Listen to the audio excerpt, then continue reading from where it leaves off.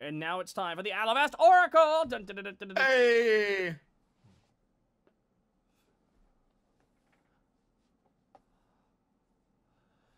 Gob's Gourmet escapes. Oracle, Damn it! Alivast Oracle. Gobbo What? Gourmet got out, goddammit. Yesterday, catastrophe struck at the culinary criminal Gobbo Gourmet, escaped from cell in Alivast Culinary Correctional Facility. Gourmet has been sent to prison as he created sentient cupcakes to attack a wedding before he being caught by the local guard. This was not the first time Mr. Gourmet was sent to the ACCF, previously being sent there for creating the jello that caused the gelatinous cube incident. Though was released after review from the Alivastian Council, the guard is being silent on how exactly he escaped his cell, though sources say it involved a life-size cake of Gourmet himself left in his cell as a diversion. The cake was exactly like him in every way, said fellow inmate Korvac Totem. He was bragging about it during free bake, saying it would be the greatest cake ever made. None of us actually believed he'd go through with it. Hell, the fact that he was able to make every detail of himself into the cake was a miracle, especially with only one arm. Gourmet has a goddamn right, I cut off his arm. Was a goddamn weirdo. Though I gotta admit, he was a genius when it came to baked goods. The cake was made of stolen baking goods from all over the city, as opposed to the baking materials found within the facility itself, which can't go into the inmate cells. How he was able to cook his cake in secrecy is currently unknown at this time. The cake was a 12-layered cake, implying he made 12 separate cakes. The layers were from feet to head: vanilla, red velvet, key lime, spice, marble, cocoa, graham cracker, caramel, carrot, chocolate, toffee, and finally, angel food cake. The cakes were held together by a combination of fillings, starting with some chocolate, then cookies and cream, followed off with cream cheese filling. The frosting was a buttercream frosting. The flavor, in combination with cakes and fillings, was luscious and fluffy, as well as moist and rich. The eye of the cake, the one of a Gourmet, was made out of a bonbon. Gobble Gourmet is still at large. If you know any information on his whereabouts, please contact the local guard. Fucking, there is. I can't. Great. I can't believe there's the Alivastian Culinary Correctional Facility. I can't help. God. It's the fact that it's even a correctional facility means nobody's ever going to actually stay locked up. It's true. It's like Arkham. It's exactly. Why can't we just kill all the cooking based villains? Why can't we just put them in somebody else's jail? Because if they stay in our universe's jail, they're just gonna break out. I'm not gonna lie. At some point, someone's gonna go, yeah, we gotta close down Arkham. What do we do with all the bad guys? Arkham's just not working out. Where should we go then? We should shoot them into space. Rocket Man. Burning out the feet across this ball. Nice. What's up?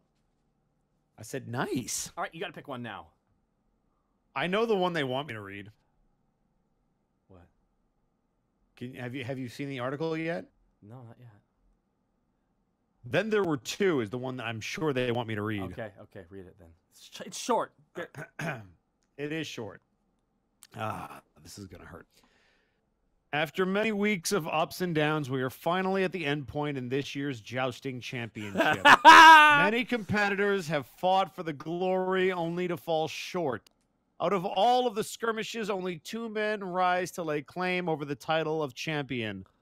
Leos Goatface Angel and Newt Patrioteer Inglis. While the battle the pair will have in the few weeks will be one for the ages, many fans are already preparing for the big game, relying on scrying stones and divination magic to keep track of the competition. Many are already gathered around known pubs and bars to talk about the game and predict the winner. Quote, I'm sorry, only one jouster can win, but why does it have to be the 2 worst jousters? It's Newt and Goatface Leos Angel. It makes me sad, said one inebriated fan over at Tatty's Jousting Bar and Lounge. One of his companions pointed out that he was from the same home as Goatface. I'm not from Los Sedel. I'm from Valithia. How dare you? Ha ha!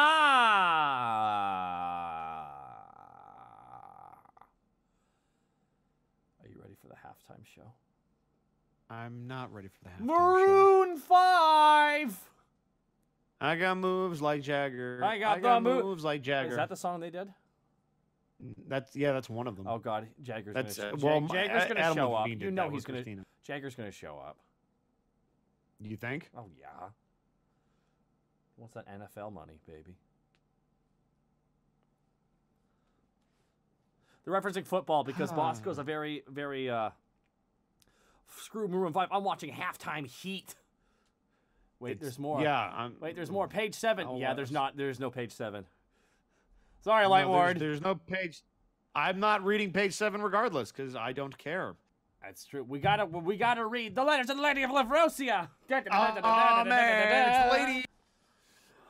Dear Lady of Livrosea, I was an assistant to a necromancer until recently, and I left that line of work due to a lack of respect in the workplace, and that necromancy being illegal in the city of Alivast. Now looking for more legal work for a man with my set of skills. But I'm finding it difficult to find anyone who will hire me. What can I, a man with a checkered past, do to find proper work in a town like Alivast? Signed, unemployed assistant. Dear assistant, I love you! Alivast is a place that is constantly changing and bursting with opportunities for second chances.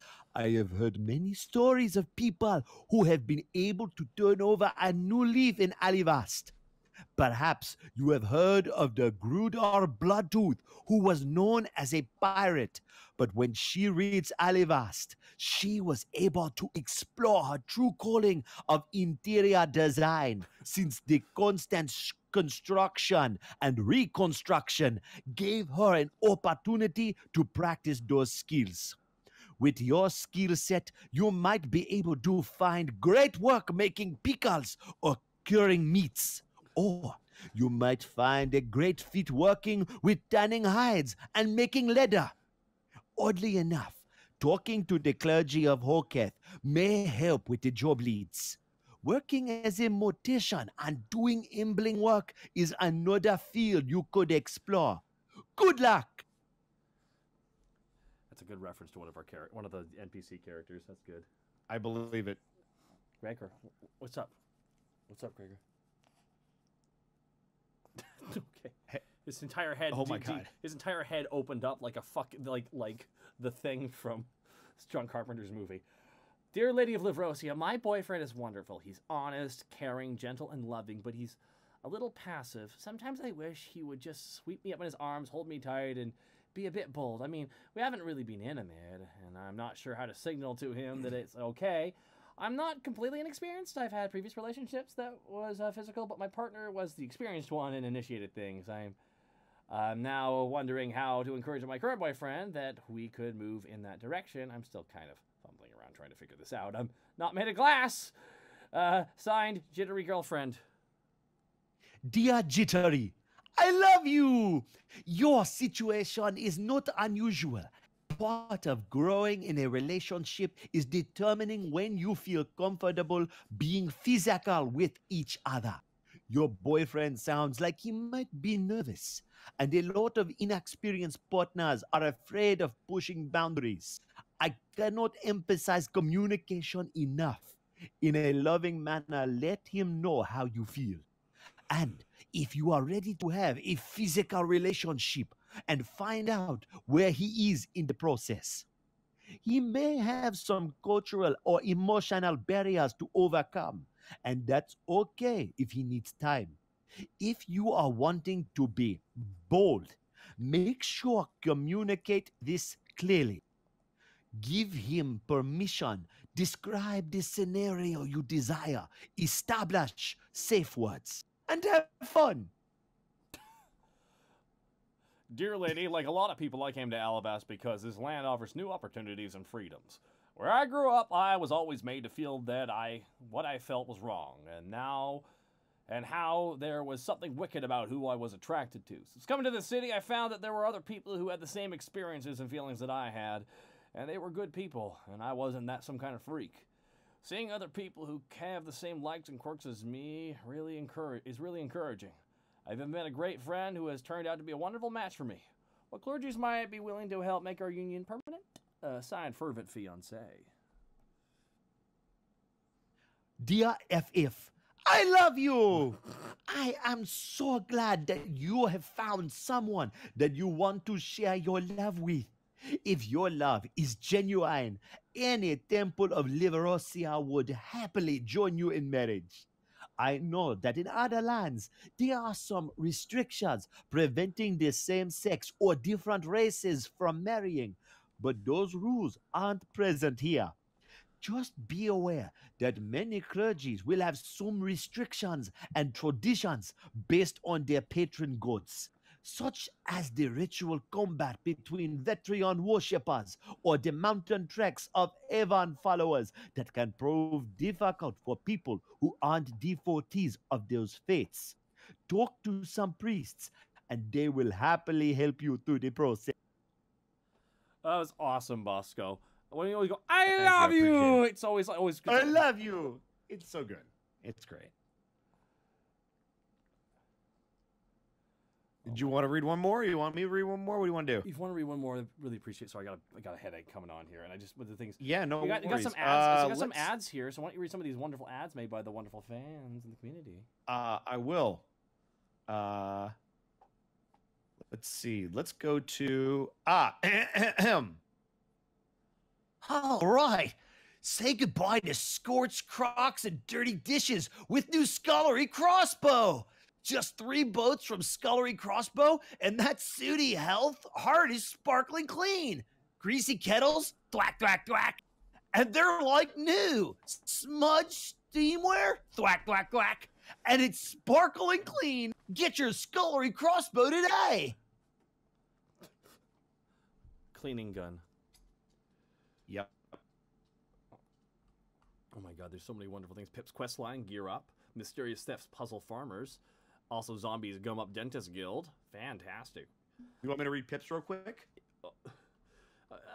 You know what? I can read Pips if you want to read Gregor, and then we can wrap it up there. Yeah, that's fine. If clothes make the man, then gear makes the adventurer. Today, I'll be explaining gear setups. When it comes to gear, some things work better than others. Say a wizard, for example. A nice staff and light clothing tend to suit them best, while a paladin uses a fair amount of armor and can wield a sword or hammer. It's all in how you want to prepare for your journey while also working for your personal skill set. Monks and barbarians don't need any armor. They tend to get around fine enough, with monks being dexterous fighters to dodge attacks faster, and barbarians having a fair bit of bulk to just shrug that shit off. Meanwhile, most magic users can use light armor. This is so they can still have movement to use spells, but not be burdened by the extra weight. Weapons vary between everybody, though. Some work better in favor of others' flavor. Forgive me, I'm very hungry. Like rangers use their bows, or monks settling things with their bare hands, though it never hurts to keep a couple weapons around to help striking an opponent that might be a little tricky to fight otherwise, such as a spear for monks or javelin for barbarians. And of course, your magic items count too. Though divide them evenly by who would benefit most by them. Forgive me, my damn it, Gregor. What you got there, bud? What you got there, bud? For once at the sled race last winter, they gave the winners an ice bow. That'd be great in the hands of a capable ranger, or a powerful sword of radiant light would be perfect fit for a paladin or anyone strong enough to wield it, or a cloak of increasing swim speed would be great for a rogue. Strategize your gear options to take on your toughest quests, but don't carry it all on you at once. Never know when a few bandits can make off with it. Fuck you, Pip's quest line. It's time for Gregor. Gregor time. Gregor! Yes. Where am I? Time to just go crazy. Dear readers, Gregor would like to change up things for today's article and talk of more simple times. Times in which Gregor was back home, where concerns of rent and legal fees for grievously injuring contest judge did not apply.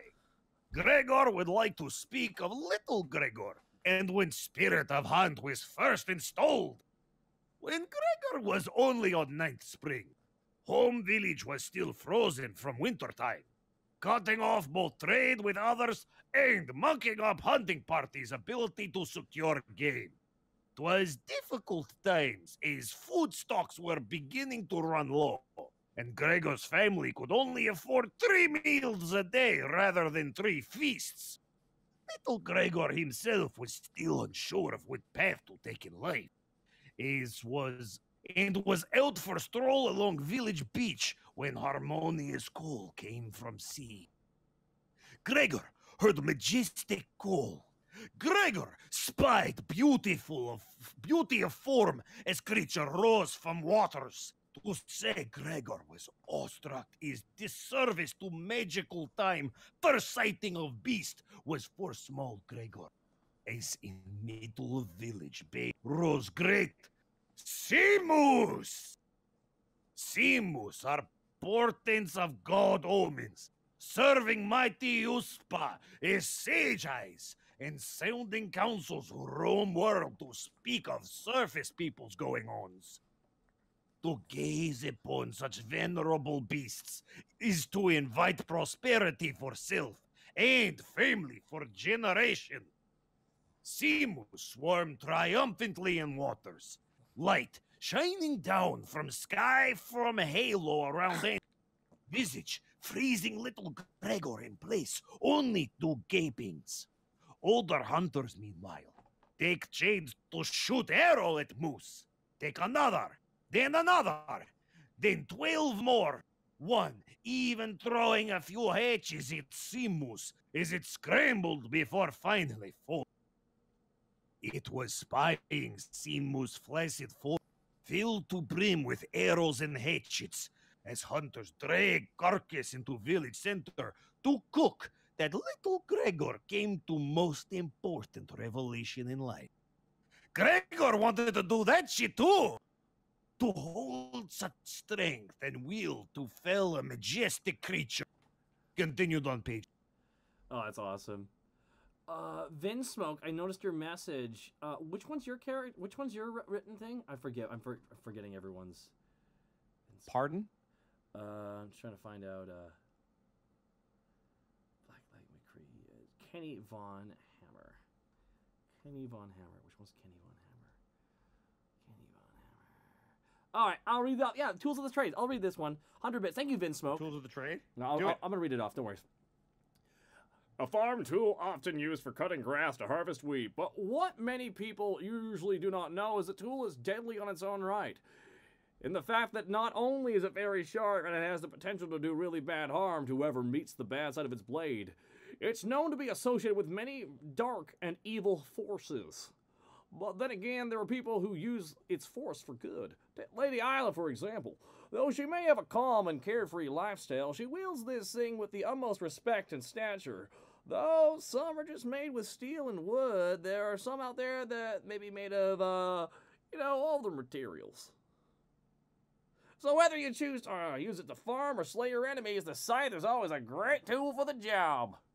Yeah, I have to concur. I love a scythe. It's great. I wasn't even doing that voice, but I didn't say you were if you doing it. really It's want to fine. make it Shut about up. that, we can. No, I just wanted to bring. He hasn't That's been here. righteous. That's righteous. Yeah, righteous. Thank you so much. Credit to everyone who works on this.